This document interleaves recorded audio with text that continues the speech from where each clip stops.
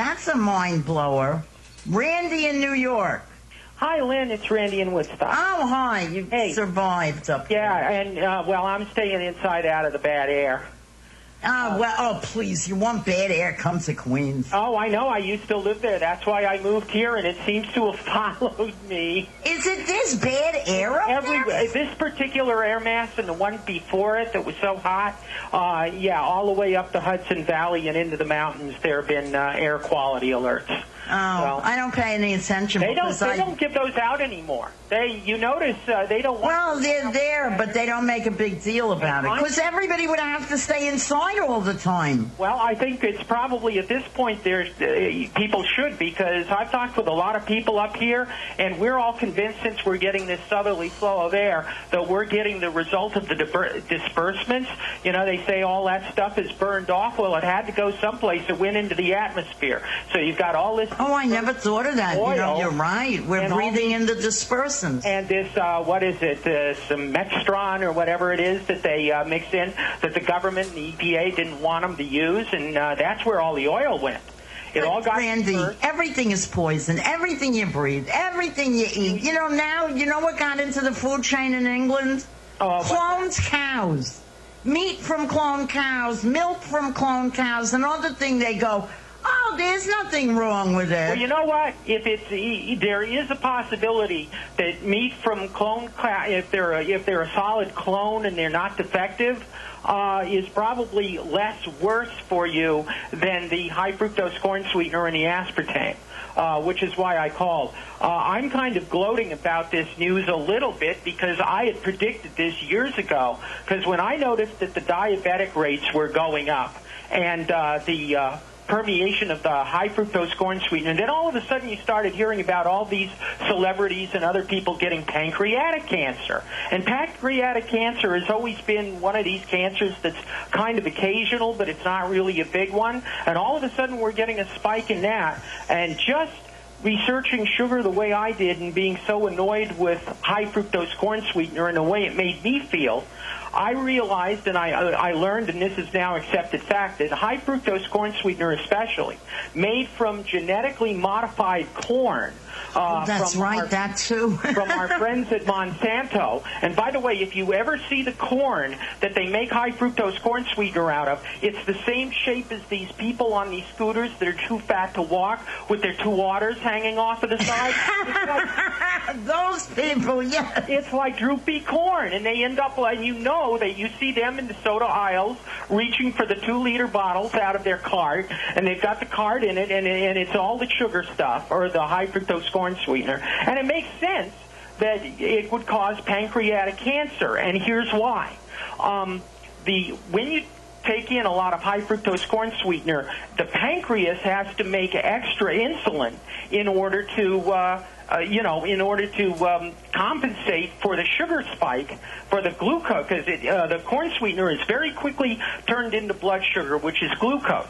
As a matter of fact, it's so bad that in Canada, the companies have to call high fructose corn sweetener glucose fructose, because the fructose turns into glucose, and that's what creates the sugar spike. So if you're doing that, and if you have any sort of little lesion or something in your pancreas that might normally go away, it's just like scratching a mosquito bite. If you can let the mosquito bite heal without scratching off the scab, it'll go away real fast. If you scratch it, you could scratch it for a year and have a scab. And that's what in an organ like the pancreas, that's what ends up ending up exacerbating cancers. Because you're causing, it's just like exercising a muscle and stretching it when the pancreas has to put out insulin. Now, and sort of work overtime. You're just making it do more than its normal share of work inside your body. Right. But who didn't know this? Everybody knows this. This stuff is poison. Why don't they ban it? Where is the FDA on this? Oh, please. How much money do they make selling this stuff? They'll never ban it. Well, they could sell Splenda, or they could sell sugar. I mean, we could revitalize Haiti. The best thing we could do for Haiti is to get them to start aggressively planting sugarcane down there. Bring in the sugar. And, you talked about Alex Alex Jones with the conspiracy. I understand why he feels that way, and here's why. What was the drink that taught the world to sing? What was the food that was consumed by the generation that was liberated from the family meal at 6:30 in the evening? It was people consuming Coca-Cola and other soft drinks and going out to their local fast food place, or even in high schools. Back in the 60s, they used to serve hamburgers and French fries, and the obesity rate was nothing what it is now. The obesity rate started to increase in 1984 when the Reagan administration, again under Donald Rumsfeld and some of these other people, it was all the insiders and outsiders from Monsanto, decided to change the food laws in this country. They aggressively lobbied to get this aspartame, which, by the way, is made from an oil distillate. Okay, aspartame is. They decided, and they aggressively forced the Coca-Cola company that didn't want to use it to use both that and high fructose corn sweetener. The whole thing about the new Coke thing was a scam to hide that they were changing from corn sweetener into high fructose corn sweetener. But when they had to reintroduce Coca-Cola Classic, a group at the time that was the cola drinkers of old-time cola drinkers of America sent it back because it had high fructose corn sweetener. And you know what the Coca-Cola company's response to them was? Well, you have to take that up with the FDA because the FDA tells us what we have to sweeten it with. So I understand Alex Jones saying that it's a conspiracy because... I see he ignores, as I said, two things, stupidity and greed. Well, it is... I think it probably had more to do with greed. You know, they could make more money using that. Well, this is one of the ways that Reagan manipulated the economy to artificially, during his years, make it look better, because when we weren't buying all of that cane sugar from south of the border, our economic trade was better. This is all poisoning the American public, like you said, out of stupidity, probably. But all that money to sweeten all of that soda, instead of going to Latin American countries, was going to corn. And what's so strange now is the small soda companies and even some of the major ones now will advertise that there's real sugar in their soda. Well, that's like a selling point now that we use real sugar. But if they're determining that high fructose corn sweetener is actually what technically now could be considered a carcinogen, well, why do they? Yeah.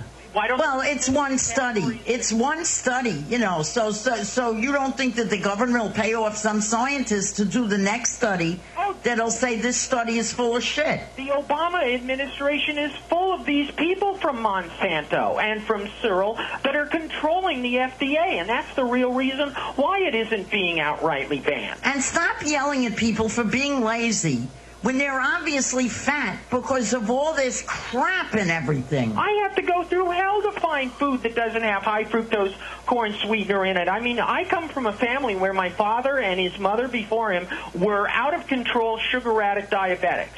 And fortunately, I didn't inherit that, but I have to be concerned about what sort of sugar I intake. And, I'm at double nickels here going on later, and I'm still in pretty good shape, and I'm not medicalized, and I'm damn proud of that, and it's the knowledge I've just put out here is the reason why. I'm with you, 100%. You always say that, and I love it. I am. I don't know. Randy, come up with something I disagree. Well, it's all a matter of being intelligent and thinking about what you consume and thinking about what's going on in the world around you, and that's why I love it. Well, I'll tell you something. I just read this thing about, I love bread. I am like a carbohydrate addict. I really am. Not so much in the summer, more in the winter. Do you know how much salt there is in like one fucking slice of bread? Oh, that's another whole thing. I mean, I heard you railing about them wanting to limit the amount of salt in food, but if you look at so many foods that you buy because they're seasoned a particular way, if they just used more seasoning and less salt to give more flavor and actually, things like cumin, and if you mix cumin with your hamburger meat when you're frying a hamburger, it will prevent the meat from being carcinogenic. I didn't know that. Oh, yeah, I buy Spike, which is one of those seasonings that has everything in it but salt. That will certainly help if there